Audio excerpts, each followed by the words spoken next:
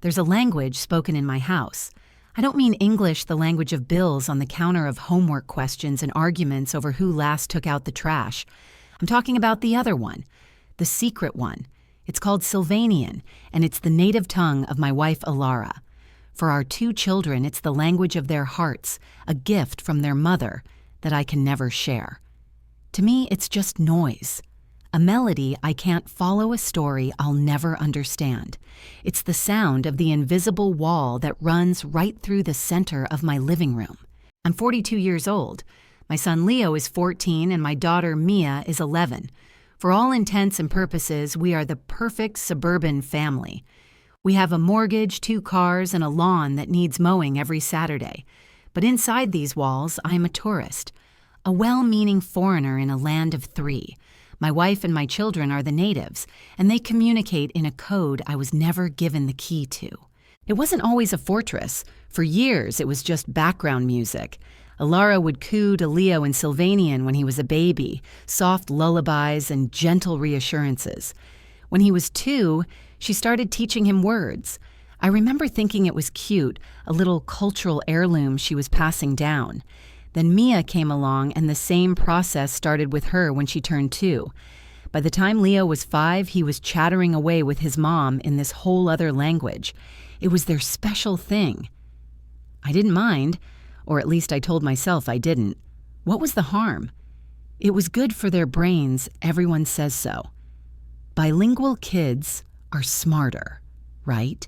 But over the years, the background music has become the main broadcast. The special thing has become the default setting. Now it's a constant presence, a current of sound that flows around me, leaving me standing on a dry rock in the middle of a river. I'm a ghost at my own dinner table. A typical Tuesday night looks like this. I'm at the head of the table carving a roast chicken. Mia is telling me in perfect English about a girl in her class who tried to bring a hamster to school in her backpack. I'm laughing, asking questions. Leo, who is 14 and therefore too cool for everything, is scrolling on his phone, but he's listening. Alara is smiling, passing the mashed potatoes. It feels normal. It feels like a family. Then Alara will say something to Leo. It's not in English. It's a short flowing sentence in Sylvanian. Leo will look up from his phone, a real, genuine smile breaking through his teenage apathy. He'll reply with a quick, witty-sounding phrase. Mia will giggle, adding a comment of her own in the same tongue. In the space of 5 seconds, the bubble of our shared reality pops. A new one forms shimmering and impenetrable, and I am on the outside. I'll just sit there, fork halfway to my mouth, the piece of chicken suddenly tasting like cardboard. The rhythm is broken. The English conversation is dead. They're in their world now. I try to read their faces, their body language. Are they making a joke? Are they talking about the food? Are they talking about me? After a moment of their exclusive laughter, I'll clear my throat. So, am I allowed to know the punchline? The spell is broken. Alara will turn to me, her smile a little strained, like she's just remembered I'm there. Oh, it's nothing, honey. Just a silly Sylvanian idiom. It doesn't really translate. It doesn't translate. That's the phrase that gets me.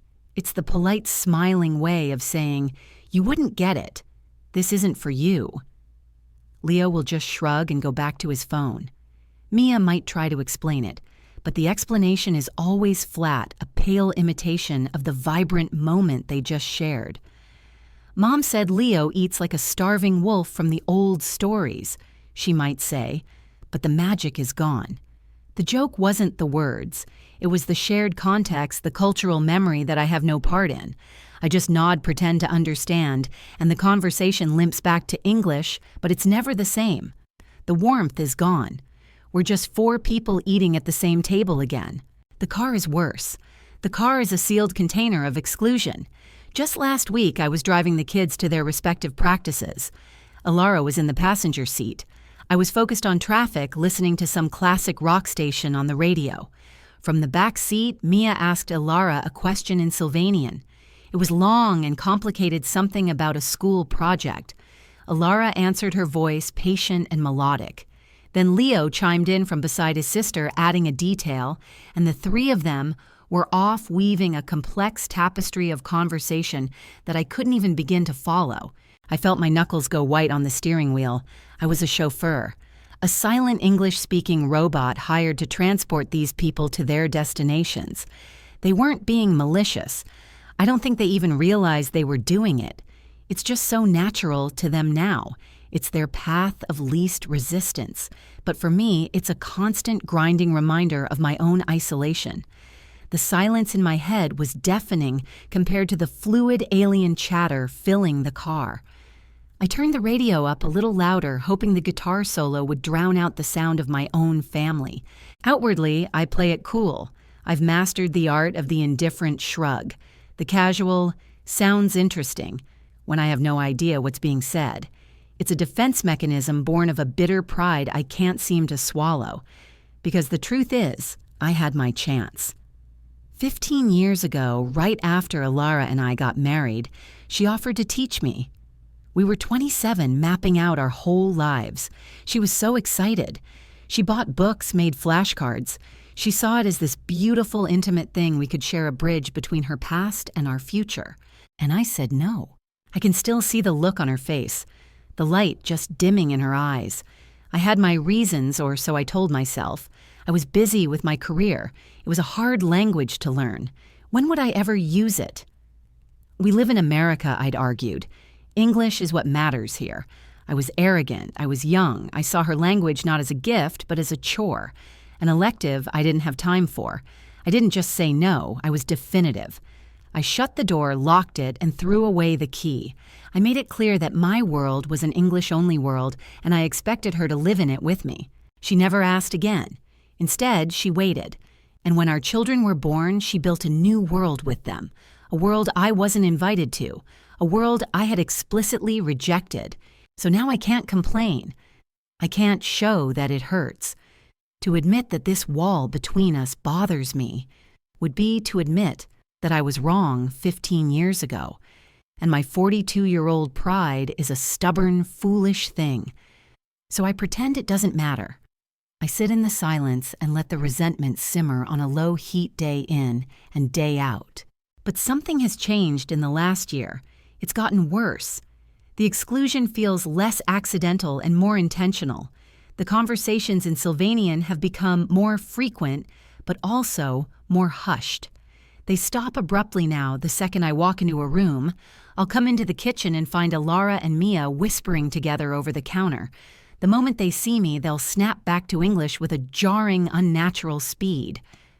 "Just talking about what to make for dinner," Alara will say. But her eyes don't meet mine. I see the quick, knowing glances exchanged between my wife and my son, the shared smirks. It feels different. It no longer feels like they're simply sharing their culture. It feels like they're hiding something.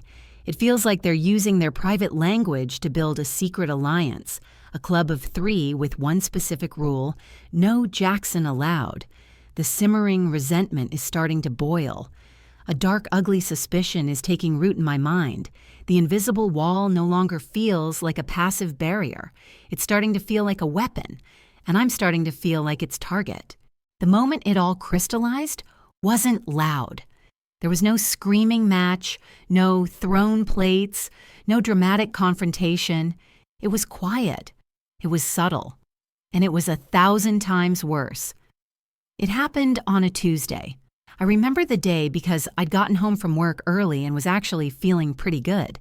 The sun was streaming through the living room windows, dust motes dancing in the golden shafts of light. I had a book open on my lap, but I wasn't really reading it. I was just enjoying the rare stillness, the ambient sounds of my family life humming in the background. From the kitchen, I could hear Alara, Leo, and Mia. They were making dinner together. The clink of a knife on a cutting board, the sizzle of something hitting a hot pan, and weaving through it all the soft, melodic river of their Sylvanian conversation. For a while, it was just that background noise, a familiar soundtrack to my evenings.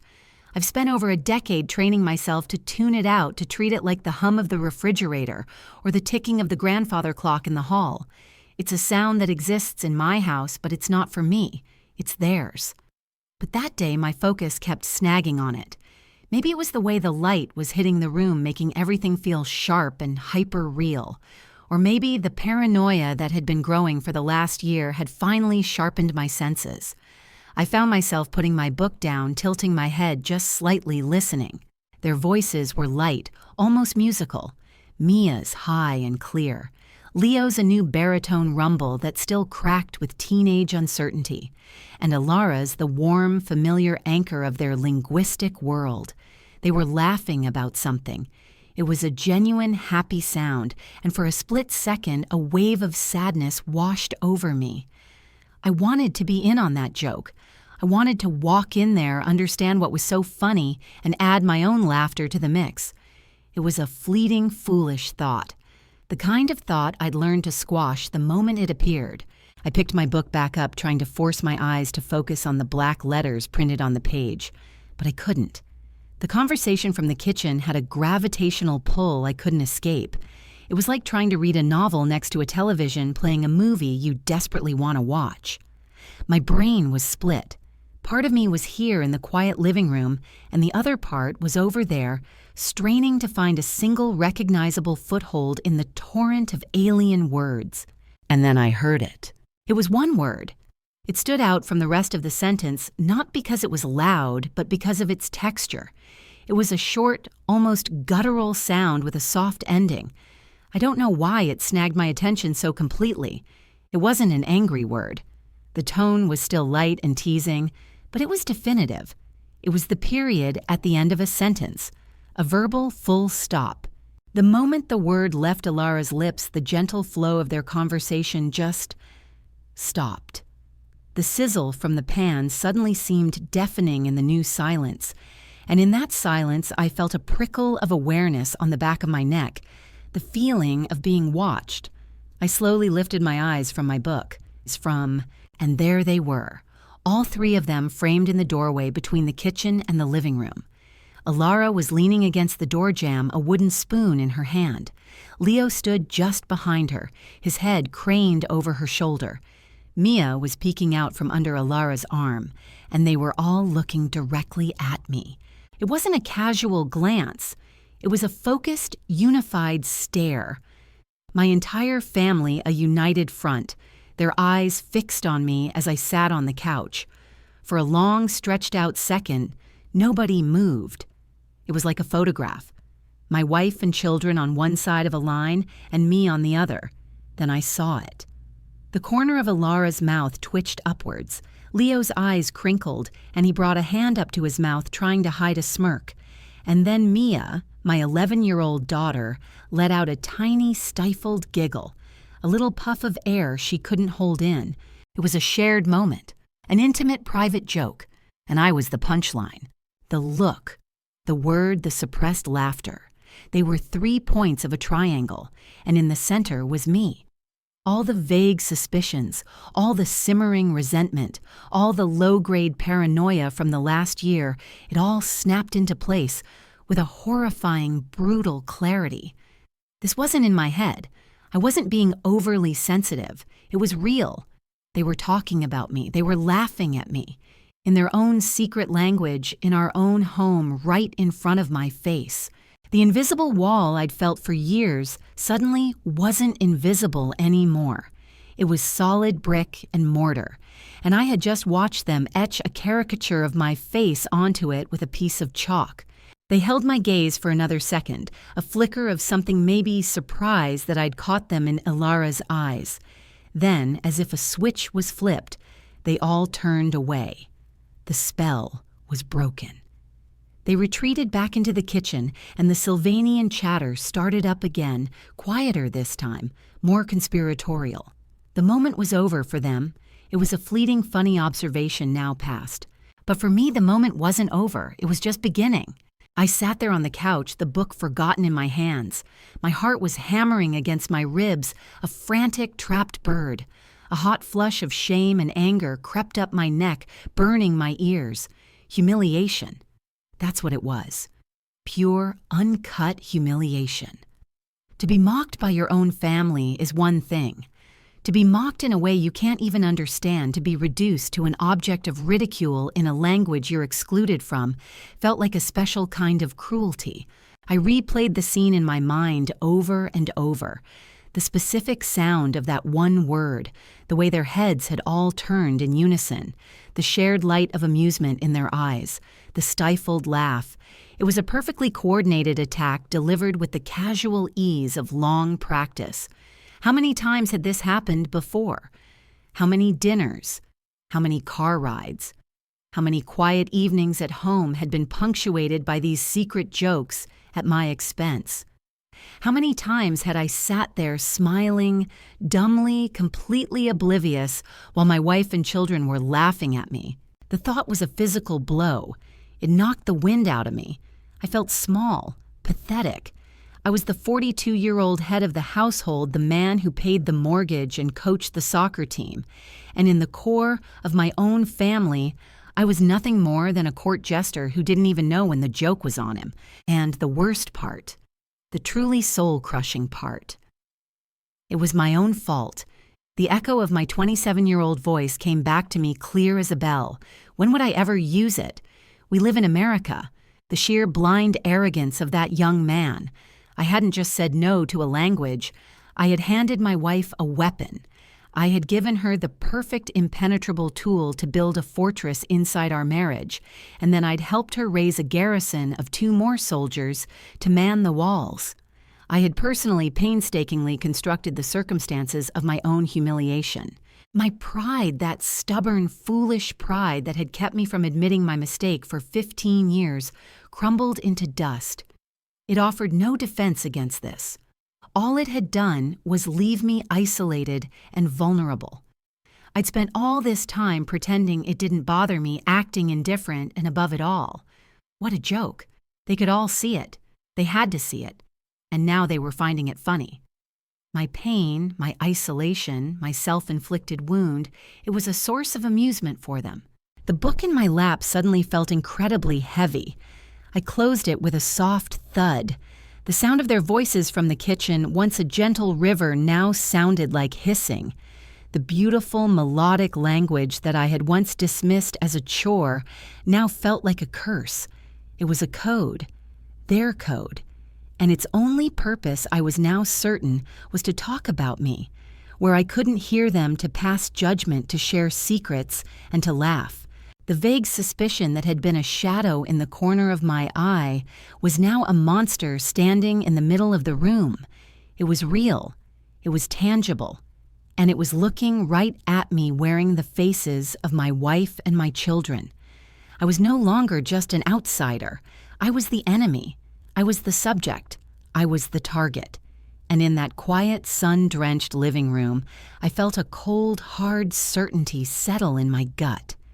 The simmering was over. It was time to boil. I wasn't going to sit in silence and be their fool for one more day. I had to know what they were saying. I had to break their code. The next few days were a special kind of torment. My home, once a sanctuary, transformed into an enemy listening post. Every whisper, every murmur in Sylvanian felt like a targeted strike. I became a hunter of sounds, my ears constantly straining, my body tense. I'd walk into a room and the conversation would switch to English with a jarring suddenness, their smiles looking forced and artificial. The silence that followed was louder than any word they could have said.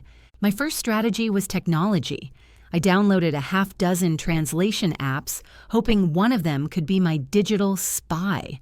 During dinner, I'd prop my phone up against the salt shaker, trying to look like I was just reading an email. The app's little microphone icon would pulse, trying desperately to make sense of the fluid, rapid-fire conversation between Alara and the kids. The results were a joke. It would pick up the clink of a fork and translate it as go. It would catch Leo saying, "pass the bread" in English, but completely miss the intricate Sylvanian sentence that came before it. The technology was useless against the natural, intimate flow of a family language. All it did was make me feel even more pathetic, a clumsy spy failing to crack the most basic of codes. My frustration boiled over into aggression. My quiet questions turned into interrogations. Mia would say something in Sylvanian and laugh, and I'd snap, What's so funny?" My tone was sharp, accusatory. The light would die in her eyes, and she'd just mumble, "Nothing, Dad," before looking to her mother for protection. Leo at 14 was more defiant. He'd meet my glare with a cool, teenage indifference. It's just Sylvanian stuff. You wouldn't get it. He wasn't being cruel. He was just stating a fact. But it felt like a knife twisting in my gut. Every time I demanded entry, the door to their world was slammed shut and another lock was bolted. They weren't just excluding me anymore. They were recoiling from me. My desperation was pushing them even further away. The breaking point came one evening. The kids were upstairs and Alara was in the kitchen. I walked in, my heart pounding with a grievance I could no longer contain. "We need to talk," I said, my voice tight. She didn't turn around, just continued wiping down the counter. About what Jackson, about this, the Sylvanian, all of it. I can't live like this anymore. She finally turned, her expression unreadable. "Live like what?" Like an outsider in my own house, the words erupted out of me. "You're using it against me, Alara. You've turned it into a weapon, and you've taught our children how to use it too. You're turning them against me, making me the butt of every joke." She let out a short, humorless laugh. She leaned back against the counter, crossing her arms. The look she gave me was one of profound, weary disappointment. "A weapon, Jackson, it's a language. It's my language. It's their heritage. No, it's a secret code. It's a way for the three of you to whisper and laugh and point at the one person who doesn't understand." Then her face hardened. The disappointment was replaced by something cold and sharp, a memory-given form. "You had your chance," she said, her voice dropping to a low, chilling tone. 15 years ago, you had your chance. I begged you. I told you it was important to me, that it was a part of me I wanted to share with my husband. I offered you the key to everything. And do you remember what you said? I stood there silent. Of course I remembered. You said, "When would I ever use it?" You said, "We live in America." You dismissed it. You dismissed me. You made your choice when you were 27 years old, Jackson. A grown man. You didn't want to be a part of this. So I built this world with the people who did my children. She took a step closer, her eyes locked on mine. This isn't a fortress I built to keep you out. This is the house you refused to enter. You are not a prisoner here. You are a tourist. And it's because you threw away the map a long, long time ago. This is the consequence of that choice. Her words hit me harder than any accusation ever could because they were true. Every single one. She wasn't attacking me. She was reading the verdict on a case I had lost 15 years ago. I had no defense, no appeal. I just stood there in the wreckage of my own, making the silence of the kitchen ringing in my ears. The simmering was over. The boiling had accomplished nothing. All that was left was the cold, hard ash of the truth. But I still couldn't accept it. My pride, wounded and cornered, demanded proof. I couldn't trust her words. I had to trust my own ears, or at least a translation of what they were hearing. My paranoia gave birth to a new, ugly plan. If I couldn't get the truth from them, I would steal it. The next evening at dinner, I casually placed my phone on the kitchen counter, screen down. I'd started a voice memo recording just before we sat down. My heart hammered in my chest the entire meal. I tried to act normal, asking Leo about school, complimenting Mia on a drawing she'd made. But all I could hear was the whirring of my own thoughts, the silent countdown of the recording. They spoke Sylvanian, of course. It was a lively, flowing conversation full of laughter and familiar exchanges. To my poisoned mind, it sounded like a secret tribunal, and I was the one on trial. Later that night, locked in my home office, I listened back to the recording. The audio was clear. I trimmed the file down to a solid 10-minute block of pure Sylvanian conversation and uploaded it to a freelance translation website. I found a translator with stellar reviews, someone who specialized in the language. I typed in the instructions, urgent, need a literal word-for-word translation, English transcript. I clicked the box for expedited service, paid the extra fee without hesitation, and sent it. The wait was agonizing. For 24 hours, I was a ghost in my own home, checking my email every 5 minutes. I felt sick with a cocktail of guilt anticipation and a perverse self-righteousness. I was about to get the proof. I was about to have the ammunition I needed to finally confront them with undeniable evidence of their ridicule. The email arrived with a simple subject line: "Your Sylvanian translation is complete." I opened the attached document, my hands trembling. I started to read.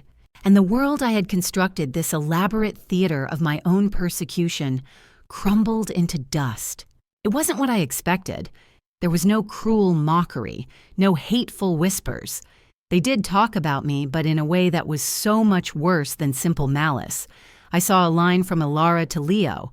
"Don't forget the recycling has to go out tonight. We'll have to explain the new pickup schedule to Dad in simple terms. Later he gets confused." Simple terms, like I was a child. Then a line from Leo to Mia about a school field trip permission slip. Mom already signed it. Dad will just sign anything, he doesn't really read them. They weren't making fun of me. They were managing me. I was a household appliance they had to work around, a piece of furniture that didn't quite fit, an obstacle. And then I found it. The trigger. The moment from the living room. I read the exchange, my eyes scanning the English words that corresponded to the sounds that had haunted me. "Mia, look at Dad's face. He's concentrating so hard on that crossword puzzle." Ilara laughing softly. "He looks just like Old Man Fitzwillow." Leo chuckling. "He does." From the storybook with the scrunched-up nose. Old Man Fitzwillow. A character from a Sylvanian children's storybook Ilara used to read to them. A beloved, funny old character who made a silly face when he was thinking. The laughter wasn't aimed at me as a target of scorn. I was simply a prompt for a shared exclusive cultural memory. A memory I had no part in, a reference I could never understand. They weren't laughing at me. They were laughing past me. The transcript fell from my hands. The crushing weight of the truth settled over me. I wasn't a villain in their story. I wasn't a jester. I was irrelevant. I was a ghost at their table, a blank space in their family portrait. The anger, the paranoia, the righteous fury, it all evaporated, leaving behind a cold, hollow ache. They didn't hate me. They had just built a rich, beautiful world without me because I had told them to. I had locked the door, and they had simply learned to live in the rooms I couldn't access. The next evening, I walked into the living room where they were all gathered. I wasn't angry anymore. I was just broken. In my hand, I held the printed-out transcript. I didn't yell. I didn't accuse. I just started to read. "He looks just like Old Man Fitzwillow," I said, my voice quiet and steady. 3 heads snapped in my direction. Their faces went from confusion to shock to a dawning horror as they understood what I was holding. The color drained from Ilara's face. You recorded us," she whispered, her voice laced with a betrayal so profound it made me flinch. "What were you saying about me?" Dad Leo asked, his 14-year-old bravado gone replaced by genuine hurt. This is who we are." The argument that followed wasn't loud, but it was devastating. It was the sound of a foundation cracking. I had to know, I pleaded, holding up the papers like a shield. "No, you didn't."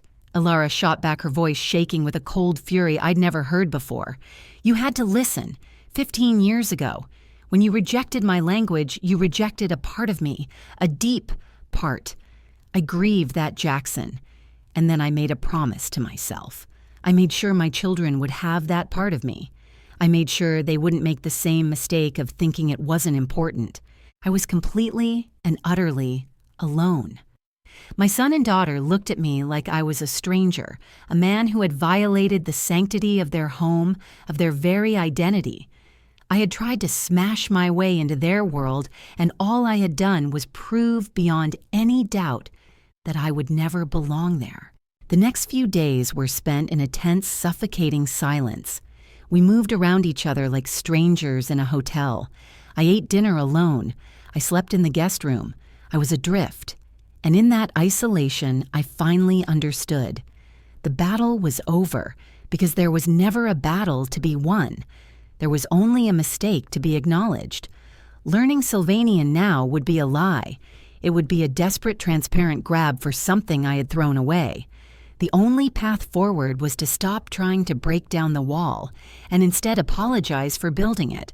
I found Alara on the back porch staring out at the yard. I didn't sit down, I just stood there until she looked at me. "I'm sorry," I said. The words felt small, inadequate. Not for the recording. That was wrong, but it's not the point. I'm sorry for what I did when I was 27, for my arrogance, for my ignorance. I took a breath, the truth finally feeling clean instead of painful. I didn't just refuse to learn a language. I refused to learn a part of you, and I have been paying for it ever since. I built this wall, Alara, not you. I saw something shift in her eyes, a flicker of the woman I'd married. I know I can't be a part of that world. I continued gesturing vaguely towards the house where our children were. I know I lost that right. I'm not asking for the key. I'm just asking if we can start building something new together in the space we still share. She didn't answer for a long time. She just watched my face and I let her. I had no more demands, no more accusations. I just stood there and owned my failure. A week later, we were at the dinner table. It was still quiet, but the tension had eased. In the middle of the meal, Alara said something to Mia in Sylvanian. It was a short, gentle phrase. I felt the old, familiar pang of exclusion, the hot flush of suspicion. But I fought it down. I took a breath. I let it go. I accepted it. This was their space. I kept eating my food calm and quiet. A moment later, Mia turned to me. She looked at me directly, a little hesitant. Mom was just telling a Sylvanian saying she said in perfect English. It's about patience, about how the deepest roots grow the slowest. I met her eyes, and then I looked at Alara. My wife gave me a small, almost imperceptible nod. It wasn't a solution. It wasn't forgiveness. It wasn't a happily ever after. But it was a bridge, a tiny, fragile walkway across the chasm I had created. My victory wasn't in cracking their code. It was in finally understanding that the only code that ever needed breaking was my own pride. And for the first time in a very long time, I felt like I was finally home.